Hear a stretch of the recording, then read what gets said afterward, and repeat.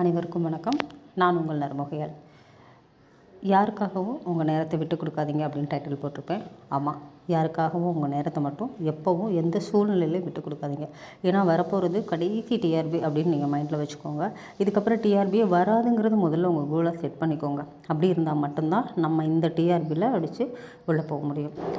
எப்படி நீங்கள் மற்ற வேலைகள் எது வேணாலும் பார்த்துட்டு இருக்கலாம். பார்த்துட்டு இருக்கும்போது உங்களோட சிந்தனை மட்டும் எங்கே இருக்கணும்னா டிஆர்பியோட ஒவ்வொரு யூனிட்டும் நம்ம படிச்சுக்கிட்டு இருக்கோம் இல்லையா, அது ரிலேட்டடாகவே இருக்கணும். நீங்கள் கடைக்கு போகலாம், சமையல் ஒர்க் பண்ணலாம், ஆஃபீஸ் ஒர்க் பண்ணலாம், எது வேணாலும் பண்ணுங்கள். ஆனால் உங்களோட சிந்தனை அந்த யூனிட்டை நேற்று என்ன படித்தோம் அதை மறுபடியும் ஒரு ரீகால் பண்ணோம்.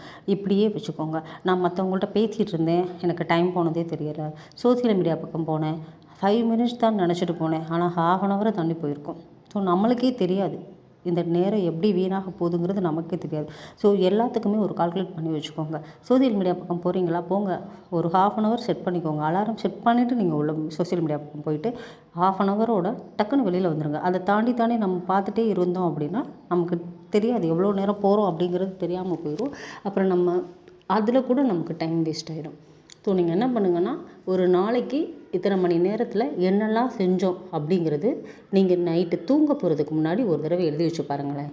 இது அதிகபட்சம் இல்லை, ஒரு நிமிஷம் கூட வேஸ்ட் பண்ணாமல் நம்ம என்னெல்லாம் பண்ணியிருக்கோம் ஒரு நாளைக்கு அப்படிங்கிறத நீங்கள் ஒரு 3 நாள் பண்ணி பார்த்துட்டு சொல்லுங்கள்.